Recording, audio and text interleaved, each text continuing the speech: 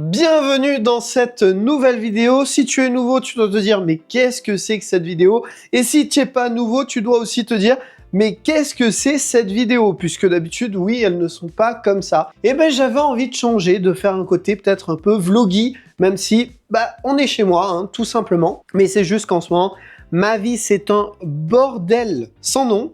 Et que les projets, tu as peut-être remarqué, il n'y en a plus autant que ça, ce genre de choses. Et c'est parce que ma vie, c'est un bordel en ce moment. Donc, là, j'avais envie de changer un peu de format, tout simplement. Et de parler un peu de l'actu, parce que l'actu, elle ne s'arrête pas, hein, à aucun moment. Donc, ça n'a pas vocation d'être une vidéo forcément longue. Mais bon, tu connais avec moi, voilà. On va se lancer directement dans le sujet. Céline Dion. Oh! Clairement, Céline Dion, t'as dû voir l'info, j'espère. Sinon, heureusement, je suis là. Elle va faire une résidence en France, 10 dates. On va voir ça un petit peu, tout ça. Déjà, résidence, juste pour que tu vois, pour être sûr, parce que ça parle, encore une fois, peut-être à tout le monde, ou peut-être pas. Eh oui. Eh bien, résidence, c'est tout simplement quand un artiste reste au même endroit pendant une certaine période. Ça peut être quelques jours, ça peut être quelques semaines. En général, c'est plus quelques semaines et quelques mois que quelques jours, parce que là, c'est pas vraiment une résidence. Mais Céline Dion, eh bien, déjà, est-ce que la dernière fois qu'elle est venue en France faire des concerts, tu sais quand c'était? D'ailleurs, j'y pense, il y a je peux mettre un genre de quiz sur les vidéos. Je sais pas comment ça se passe, hein, mais n'hésite pas, si tu le vois là, à répondre dans les commentaires. Eh bien, la dernière fois, c'était en 2017. Eh ouais, comme quoi, ça commence à faire, hein, ça fera 10 ans l'année prochaine. Ouais. Mais peut-être que tu vas me dire, ouais, mais Sylvain, attends, elle a été quand même là bien plus récemment. C'est vrai, c'était pour les JO en 2024. Et c'est pas vraiment un concert. Elle a été là, elle a performé, mais ça n'était pas vraiment une tournée. Donc, est-ce qu'on doit vraiment le compter? À toi de voir. Quoi qu'il en soit, là, elle revient vraiment pour... alors, c'est pas une tournée pour le coup, mais c'est une série de concerts et on va pouvoir acheter des places. Alors déjà là, je trouve que c'est très smart qui a été fait puisque les préventes vont tout simplement être faites sur un système de tirage au sort. Et je trouve ça très bien. Comme ça, ça laisse la même chance à tout le monde. Je parle bien des préventes, hein, pas les ventes générales qui auront lieu ensuite. Je me suis d'ailleurs inscrit aujourd'hui même à ces préventes. J'ai essayé, je crois que ça fait un jour que j'ai essayé ou 2 jours, je ne sais plus. Non, ça peut faire, c'est hier soir que ça a été annoncé, je suis débile. Donc depuis hier soir, j'ai essayé, je n'y arrivais pas. Voilà, et là j'ai enfin réussi. On croise les doigts! Parce qu'honnêtement, si à la prévente tu n'y es pas, pour la vente générale, la Ticket Wars, j'en parle déjà dans certaines vidéos que j'ai déjà sorties. Là, ça va être un sacré bordel de la Ticket Wars, c'est sûr. Au niveau de la résidence, ça va se passer à Paris La Défense Arena, qui pour rappel est racheté par Live Nation. Et si je dis ça, c'est pas un reste. Les tickets, on pourra les acheter sur Ticketmaster, évidemment. On pourra les acheter également à la Fnac, mais pas seulement, puisqu'on va pouvoir acheter les tickets chez le concurrent direct de Live Nation, qui est tout simplement AEG. Je n'en ai peut-être jamais parlé jusqu'à présent, puisqu'il n'y a pas que Live Nation dans la vie, ça sera sur AXS. Et d'ailleurs, c'est AEG via une filiale qui est en charge de cette résidence-là. Mais même si eux, ils ont des salles et des parts dans d'autres salles, je ne rentrerai pas forcément dans les détails là, ils l'ont fait à Paris La Défense, tout simplement parce que Paris La Défense, c'est tout simplement 40 000 places. Donc, c'est simple, 40 000 places, 10 concerts, ça fait 400 000 tickets. C'est simple, Paris La Défense, c'est la plus grande salle de spectacle d'Europe. Et ça, j'en ai parlé dans ma vidéo où je parle du rachat, parce que je parle de la stratégie de Live Nation, ce genre de choses. Et d'ailleurs, j'ai dit qu'ils comptaient amener les États-Unis en France et en Europe, et tout précisément à Paris La Défense. Et on le voit déjà avec certains concerts qui sont annoncés, qui vont passer à PLD, et on le voit là, encore une fois, avec Céline Dion, avec cette résidence. On parle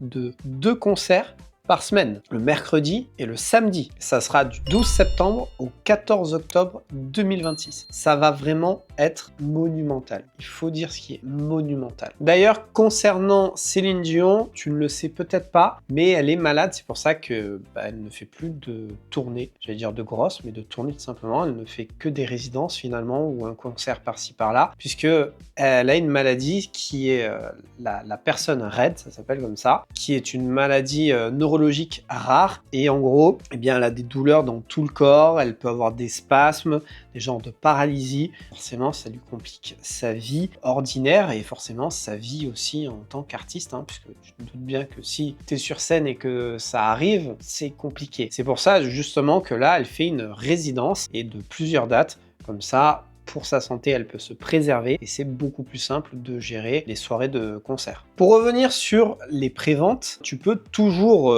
t'inscrire selon quand là tu vas regarder la vidéo et tu seras prévenu entre le 6 et le 9 avril si tu pourras avoir accès aux préventes puisque tu auras un code. Moi pour les Pussycat Dolls typiquement, j'avais eu accès avec un code, donc ça marche comme ça, c'est assez simple. Et d'ailleurs, j'avais accès à n'importe quelle place. Honnêtement, moi, vraiment, franchement, je pourrais même avoir une place nulle, genre catégorie, je sais pas, 3 ou j'en sais rien. Je pense que j'irai quand même, parce que vraiment, je le souhaite pas, mais je pense pas qu'après cette résidence qu'elle va faire, on puisse forcément le revoir d'aussitôt faire des shows dans le coin. Encore une fois, j'aimerais me tromper, mais bon, déjà pas loin des 60 ans, elle a des problèmes de santé, c'est une artiste n'est pas française, hein, donc forcément, elle n'est pas européenne, donc on peut moins la voir souvent. Bref, tout ça fait que, si tu hésites ou autre, moi je te le dis, si t'as l'occasion, saute dessus, parce qu'on ne sait pas en gros quand elle pourrait revenir dans le coin. Tout simplement. Venons-en à un autre sujet, les iHeart Radio Music Awards. Si tu ne sais pas ce que c'est, tout simplement, c'est un peu comme les Grammy Awards, sauf que là, ça se focus sur la radio et les datas du streaming. Donc ça permet de voir finalement les artistes qui ont le plus marché, je dirais, sur la radio. J'ai eu quelques personnes qui m'ont demandé de faire un sujet dessus, alors j'avais pensé à le faire à la base, et encore une fois, en ce moment c'est la galère. Donc là j'en profite pour le faire. Alors au niveau du palmarès, un petit peu ceux qui ont gagné. Chanson de l'année, c'est Ordinary de Alex Warren, qui a déjà raflé pas mal de prix ces derniers temps aux cérémonies. Ensuite, artiste de l'année, Taylor Swift, qui était absente sur les dernières cérémonies un peu de partout. J'ai envie de dire, ça fait plaisir. C'est pas étonnant puisque Taylor Swift sur les radios, c'est la base, j'ai envie de dire. Ensuite, on a artiste pop de l'année avec Sabrina Carpenter. Tiens, surprise! Nous avons chanson pop de l'année The Fate of Ophelia de Taylor Swift.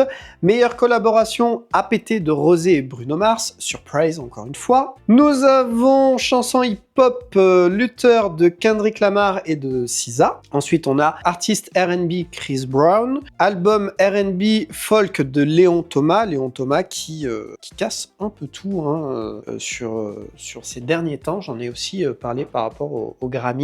Nous avons chanson country Good News de Shabunzei. Nous avons chanson rock Heavy in the Crown de Linkin Park. Nous avons chanson dance No Broke Boys Disco Line et Tinashe. Album dance Mayhem de Lady Gaga. Et album latin pop urban. Qui ça pourrait être? Eh bien, Bad Bunny avec Debbie Tirar Mass Photo. Donc ça, c'est un petit peu le palmarès. Après, il y en a d'autres. Le plus simple, c'est que tu ailles vérifier directement sur le site de iHeart Radio, s'il faut.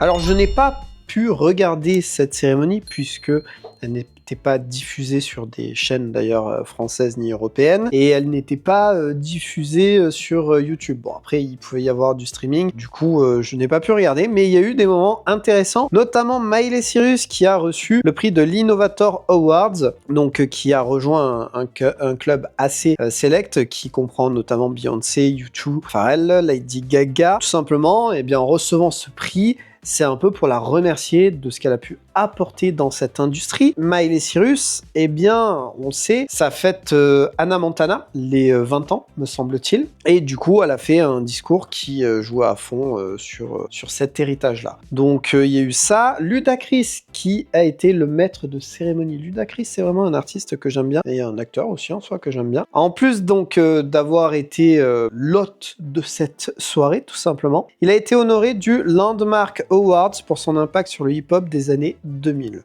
Moi, je trouve ça très très bien. Ah oui, j'ai aussi relevé 2 moments un petit peu marrants, peut-être, je dirais. Le premier, c'est Somber qui a gagné le prix de l'Alternative Album of the Years. Tout simplement, il a tellement été choqué, et c'était sans doute visiblement tellement inattendu, qu'il a en gros lâché une insulte, un gros mot. En gros, il a dit I love you so fucking much. Et vu que c'était en direct, eh bien, sur la Fox, ils ont dû censurer. Et ils ont pu visiblement le faire un peu in extremis, quoi. Alors, c'est un peu marrant aussi venant des États-Unis où on peut tout entendre et tout voir, mais oui, il y a des chaînes qui prêtent attention à ça. Bon. Et l'autre chose que j'ai relevé aussi, c'est que Vin Diesel justement a remis donc le prix Landmark Awards à Ludacris. Pour finir, je voulais revenir un peu sur les sorties d'albums qu'il y a eu là en mars, parce qu'on a eu quand même de bonnes choses. Donc là, je m'aide de Dino Live, mon app qui permet de ne plus louper maintenant les sorties d'albums qui m'intéressent, et non plus les concerts que je dois aller voir, ce genre de choses.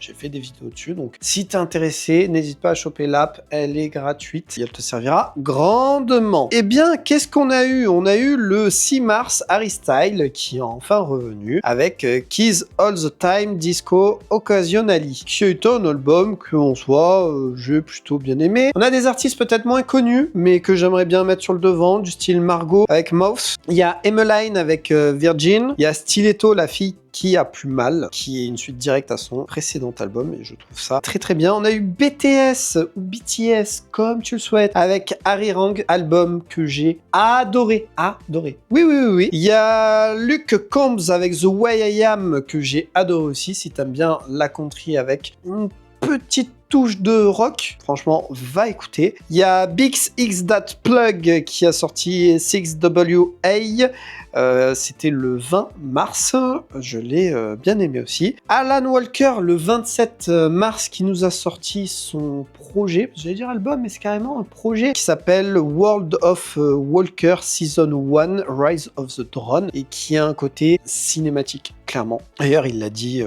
c'est un gros projet. Ensuite, nous avons eh bien, Yi Aka, a.k.a. Kanye West, qui nous a sorti Bully. Donc lui, il n'a pas fait sa sortie le vendredi, il l'a fait le samedi. Voilà. Et Bully, d'ailleurs, je mets mon petit T-Rex, tu le verras pas là, mais enfin bref, c'est un favori. Je l'ai bien aimé. Et nous avons Ray, qui a sorti This Music May Contain Up. J'ai adoré cet album. J'ai adoré. Clic Clac, d'ailleurs, qui a été fait notamment avec Hans Zimmer. Ah, si tu n'as pas écouté cet album ou ce titre, va l'écouter. Je ne peux pas te dire plus. Putain, il fait magnifique. Par contre, il y a du vent. Là, il s'est calmé, mais il y a du vent. Ah oui, il y a Central C. J'ai écouté son album.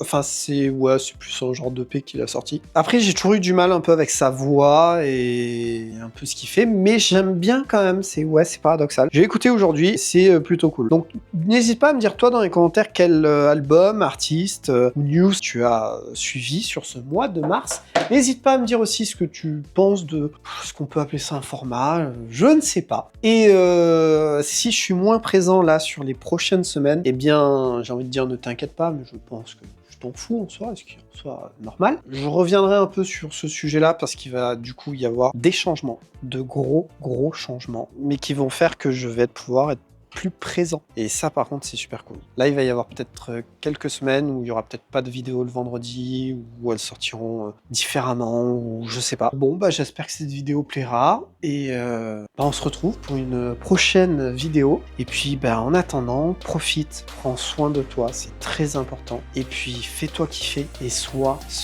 créatif.